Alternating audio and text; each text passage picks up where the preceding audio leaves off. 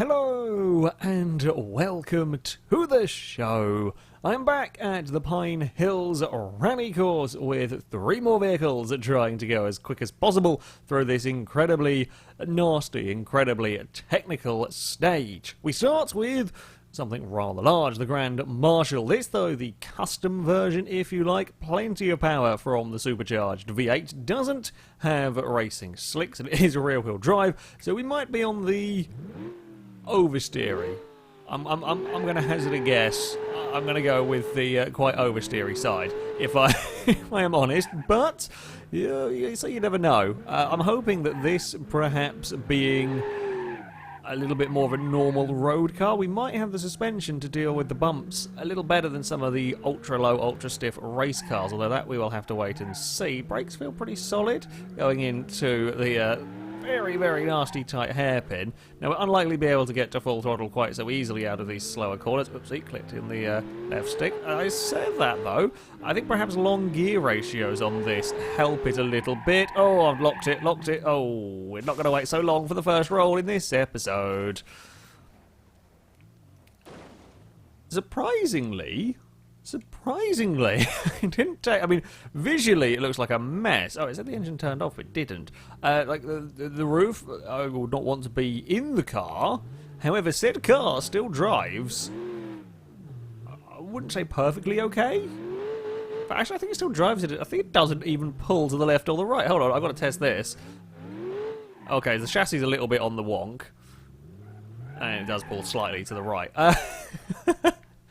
Yeah, that's not a good place. That's not a good place to go off the course. The Meek Peak is always a scary thing, and I think we might be about to have a rather big accident onto the bridge. Oh, there goes a wheel.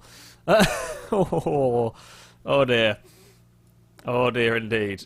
Can we actually get this car? I think that's well and truly crash welded into the bridge, isn't it? So you know what I said about it being slightly quite well behaved? That's stuck. Things can go quite badly wrong. Things can go quite badly wrong indeed. Kind of whoop. Oh. Okay, and drop. There we go. The diff's never going to let it move, but to be fair, the wheel just kind of pinged off. The rest of the damage is actually kind of minimal for that sort of an impact. I'm impressed. The back end tends to get light coming up towards the Meek Peak. It's absolutely fine through the early stages, but it comes to the Meek Peak, and that's where everything goes a little bit wrong. And we're not stopping that. You're going to go for a tumble. Okay, there's a slightly different mistake. Wasn't so much the oversteer that time. Got a little bit too much on the inside of the course, and that bounced us off into the tumbling fields. This time, things are looking pretty good. Oh, no. They're not looking so good now. They're not looking so good now at all. Bugger. That was going very, very nice. Oh, also the roof has just cut through the driver's headrest. Yeah, that's a nasty tumble into the river, that one. This time around it is much better in the big Grand Marshal. Can we get it turned for the pit stop chicane? No, we can't. No, we can't. Little too much speed on the downhill section. It was very close again. I mean, I guess we're kind of halfway through the bumper there in terms of the closeness to making it around the corner. Yeah, this car has tackled these first hairpins almost flawlessly every single time around. So that is good going for a big, heavy saloon car. And I've cocked up the Meek Peak. I knew I'd cock that one up as soon as I turned in. Damn it. It's one of those crashes you know it's about to happen, but you don't have the time to do anything about it because you're already committed.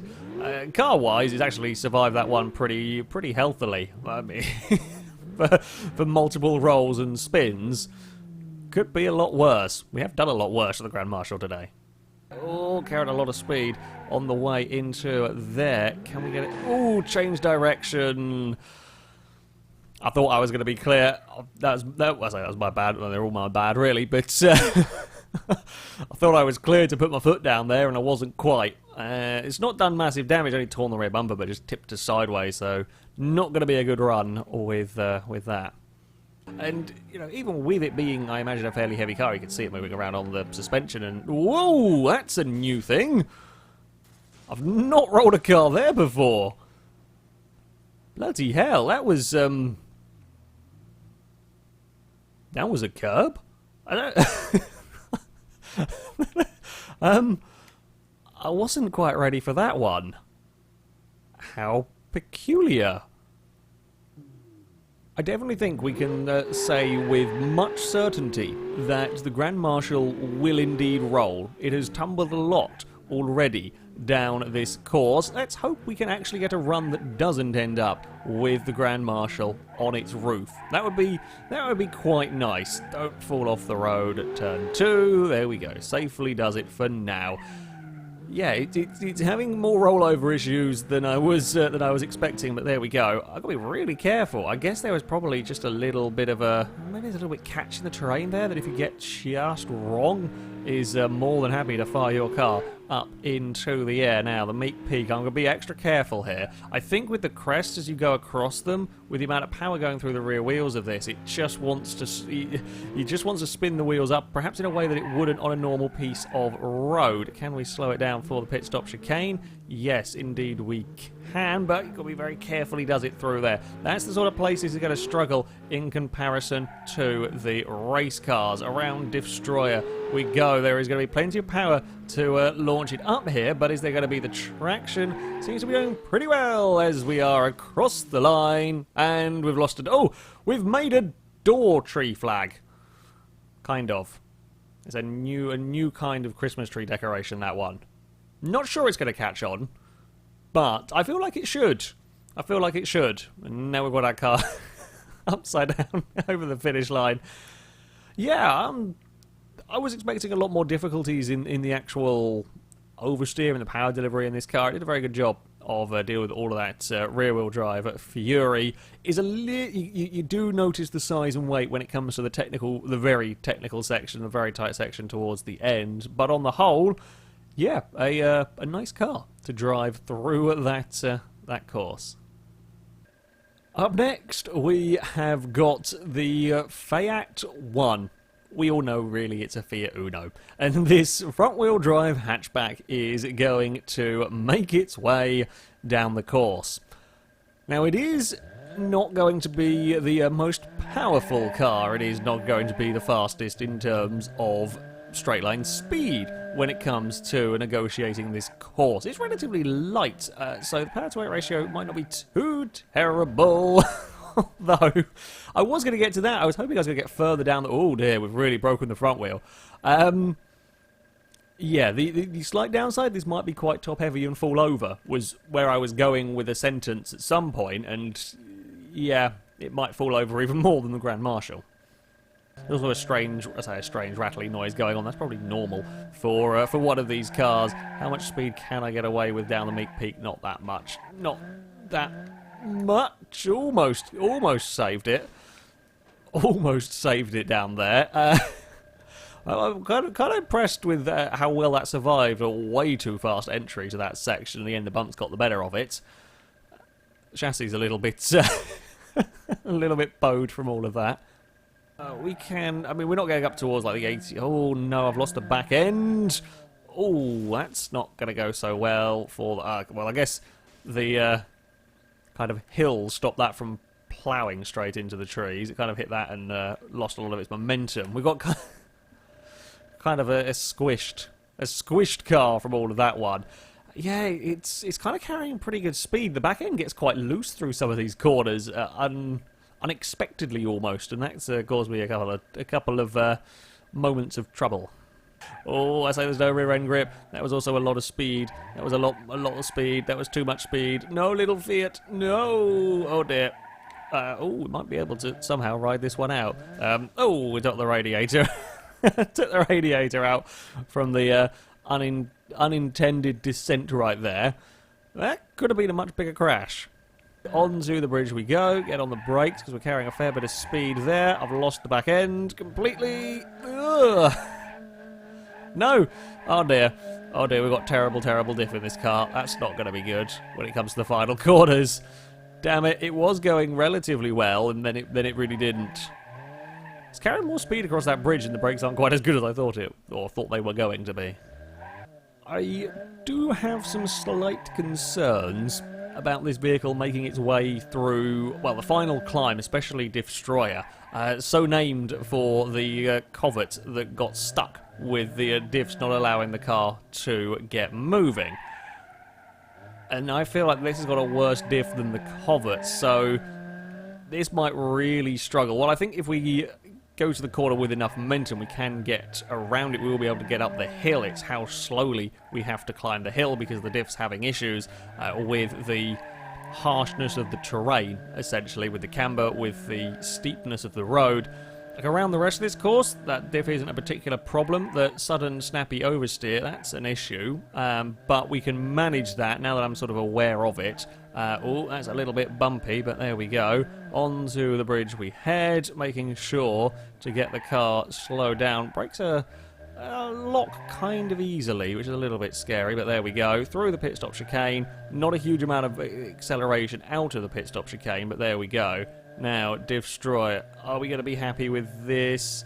Actually better than I expected it to be with it. Again, this is where you can really see the lack of power. Well, they didn't even get airtime. That's how little power there was in the Fiat. Yeah, on the downhill sections, of course, that lack of power isn't anywhere near as much of a problem, and with the course being so tight that all the high-power cars can't use their power at all on the climb, on that final ascent. Yeah, we don't really have the speed to get up there. Good news is the diff held. The diff held, and it did actually put some of its power down to climb up. I'm glad it did, because otherwise it would have just stopped, because there's not enough power to go around. But, yeah, there we go. A surprisingly oversteery little front-wheel drive hatchback. Our third and final vehicle today is the 200BX race car. Now, this does stand a chance of challenging the top runners, I feel. This may be able to go faster than the Pazima race cars. This is where the speed so far has been found. Full slicks and race setups rather than rally. Rally cars, while they've dealt with the bumps better, have been on, well, funnily enough, rally tyres, and they might not have quite had the grip through the likes of the hairpins. They might not also have had the crazy power that a car like this has. This is going to be very quick accelerating through these corners. You've got to be very aware of just how brutal the power delivery can be, though. In one of these, yeah, you can just see how much more speed, how much more grip there is through those corners. Oh god, this is very quick up towards the Meek Peak. There's about 83 miles an hour over there. We're probably not going to survive this. Oh, that snapped. I mean, you have to give it a try. Funnily enough, yeah, if you try to take the shortcut, the rally cars can take the shortcut, kind of jump your way down, missing off a little chunk of the Meek Peak. Try that in the race cars, they're probably not going to survive. It looked like it had initially, but then secondary bump around it went and a tumble across a different field this time around. As expected, I am liking the 200BX's handling. It's very nice. When we go through these opening hairpins, it's not likely to be a big fan of these, of these bumps. Uh-oh. Well, are we gonna maybe stop before we go? Nope, that's a very, very steep cliff, although we've managed to... We've literally fallen off that mountain. I can't really show you very well, but we've fallen off that mountain, and all we've done is knock the front bumper off and damage the radiator. That is about the smoothest tumble down a mountain that has ever gone on to a race car ever, I think. Down towards the pit stop chicane we go. It neatly does it. Oh, no. Oh, dear. Turned it a little fraction too soon. Yeah, I guess I'm kind of used to turning in there, expecting understeer to cart the cars wide. This thing just has so much grip, you turn in that little bit too soon. It's tiniest, say the tiniest brush on the wall. It's done a fair bit of damage. Easy, silly mistake to make that one, though.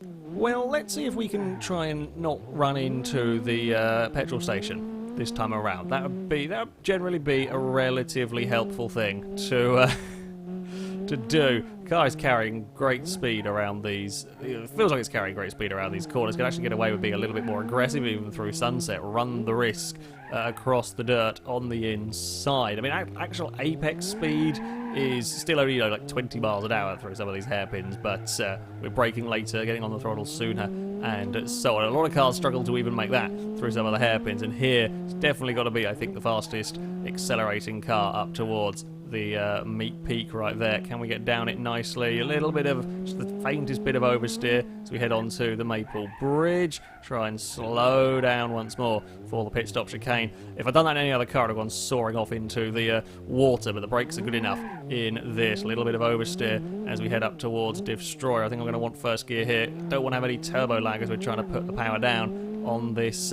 final climb. There we go, across the line for the 200 BX. A little bit of a bump on the landing. Nothing spectacular, though, from the car there. Yeah, Diff wasn't too happy with that final climb. There's kind of a lot of bobbling around up there, but unlike the Fiat, it has got a bit more power to claw its way up that section.